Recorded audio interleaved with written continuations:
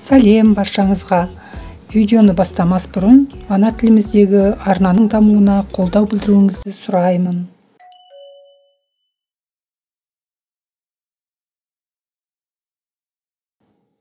Тоқу барысында басқа түстерді қосу үшін мынау үлгіде айналдырып тоқып аламыз. Түйіскен жерінен бастап басқа түс қосып тоқимыз. Мына көк жіпті соңына дейін тоқимыз да, мынау жалғастырушы тор бағанға дейін тоқып аламыз. Міне осындай жалғастырушы тор баған болады. Бұны енді ұстап тұрамыз да, басқа қоңыр жіпті қосып тоқып аламыз.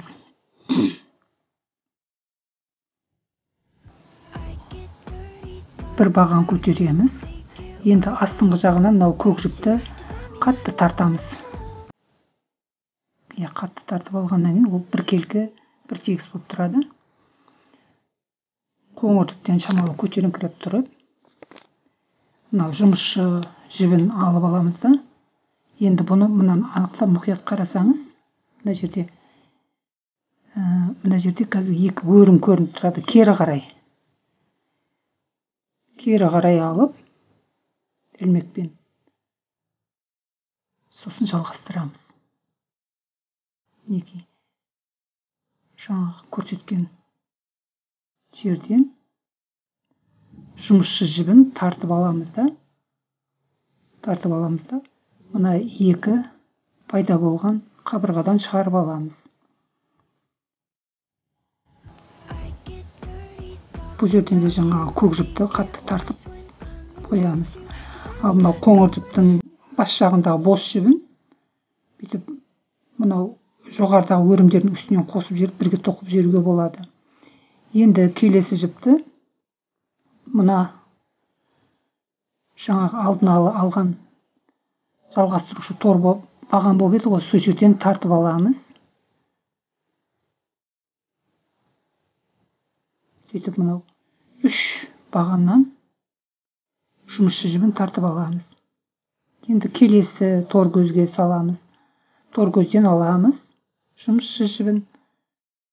Үш жіп пайда болады. Үш жіпті осылай тартып аламыз.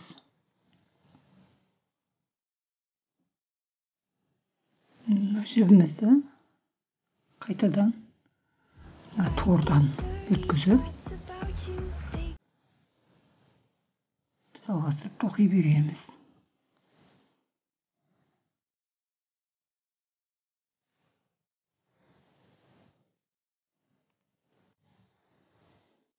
Міне қыздар, мына өрнектердің астында, екі өрімдердің астынан крючоктерді салып жалғастырып тоқи береміз. Тоқу барысындағы мынау қоңыр жіптің соңғы жағын төсек жібереміз да, көрінбеу үшін бірге тоқып жібереміз. Артынан, соңынан қайттан бұны инемен тізіп, жоқ қылып оқымай, мынаның арасына қосып жіберуге болады. Тоқып жатқан жердің арасына.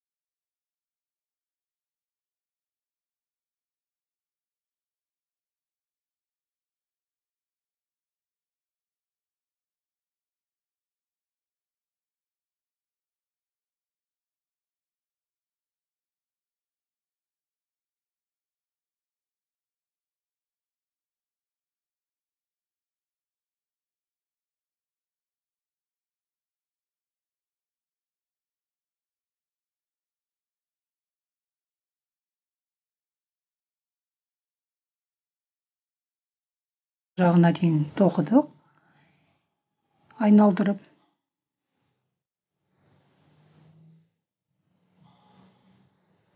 енді жаңағы жалғастырушы тор бағанға дейін тоқып аламыз қазір.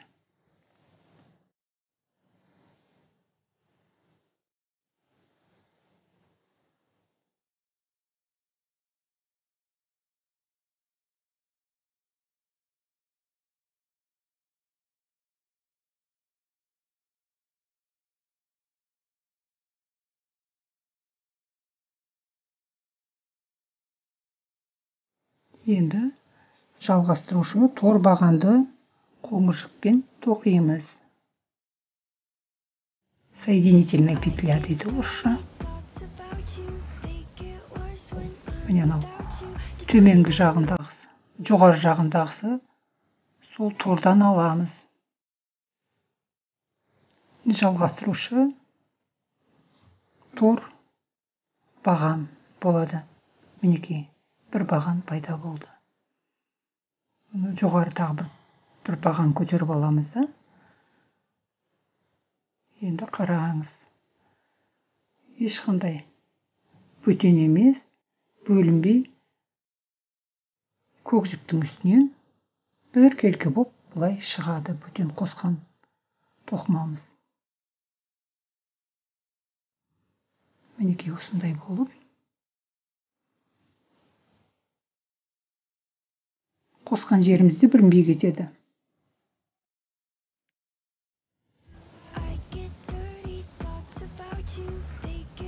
Міне мынау айналдырып қарасаңыз,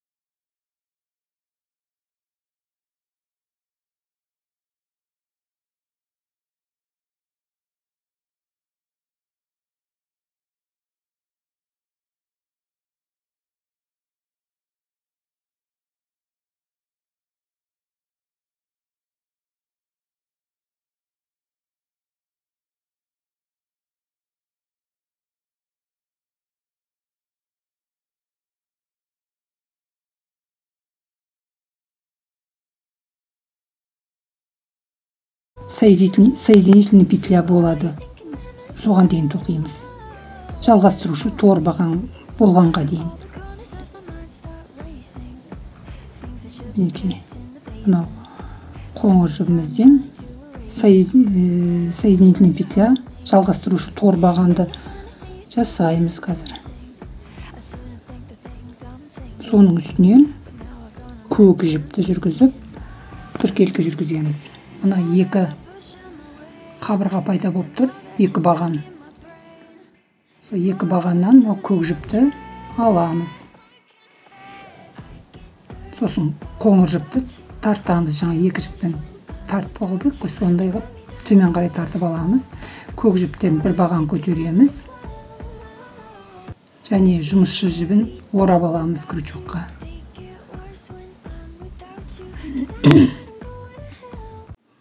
Мына жерде байқап қарасаңыз, жаңа кері қарай крючокпен аламыз. Жаңағыдай бір келкі жіптер түсу үшін. Мінекей. Кері қарай рачий шаг деген сияқты болған, солай болады. Екі бағаннан тартып аламыз. Екі емес, үш баған болады. Үш баған емес, бір баған болды. Крючокқа жұмысшы жібін орап алғанбыз, және крючоктан тағы тартып, сонда үшеу болды. Енді тағы да жаңа бағанағы мына петлялардан өткізіп, әр петлядан өткізіп, өстіп үш бағаннан жұмысшы жіптерін өткізіп, столбик с накидом жасаймыз. Өрімдердің астынан әрбір өрім тізбектегі бір тор көздер болып тұрады. Сол әрбір тор көздерінен өткіземіз. осылай жалғастыра береміз. Жаңа қоңыр жіппен жасаған кезде көп нәрседі айттым. Түсінбегендеріңіз болса, онда тағы да бір қайталап жіберейін. Мына тор көзден жұмысшы жібін орап алып, крючокты тор көзден өткіземіз. Жұмысшы жібін тартып аламыз да, 3 қабырға пайда болады, содан өткізіп аламыз. Мінекей, тағы да тордың астынан крючокқа жіпті орап алып, артынан тартып аламыз. 3 қабырғадан өткіземіз. Қайталап отырыңыздар. Мінекей, көк жіп енді жоғары көтеріліп тұр. Айналдырып бүйтіп тоқып шыққанымызда, мынау бас жағына келеміз. Сол кезде тегіс, бірдей болып шығады. Ешқандай сатыланып тұрмайды. Біз басында жасаған кішігірім кері қарай тоқып жасадық қой. Сол зат бұл жіптерді жаңағы ешқандай кедергісіз түп-түзу болып шығуын қамтамасыз етеді.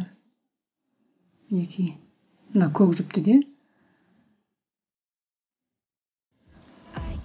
соңғы жалғастырушы тор болғанға дейін тоқимыз. Ана көк жіптің астындағысы, енді төменгі көк жіп тұр ғой. Ол біз көтерген бір петлямыз болған. Басында осыны тоқи бастағанда, мына жерді көк жіпті тоқи бастағанымызда. Соның үстіндегі өрімнің астына саламыз крючокты. Сол жерден жалғастырушы тор баған жасаймыз. Мінекей.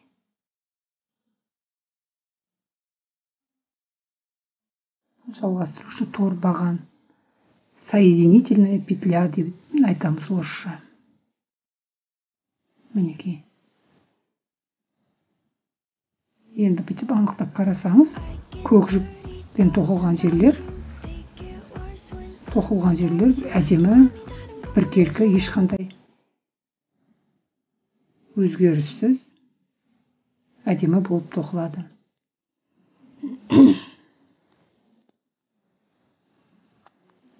Қай жерде қосылғаны білінбейді. Осылайша басқа түстерді қосу үшін осылай істейміз. Пинеткамда үлгі ретінде табанынан бастап, немереме бастап жатқанмын. Сөйтіп қыздарға мынадай тәсілді айналдырып көрсетіп жіберейін деп, осылай көрсетіп жатырмын. Әп-әдемі, біркелкі болып шығып жатыр. Адам істеген адам істейді. Болашақ тоқымашы қыздар, тоқыма өнеріне қош келдіңіздер.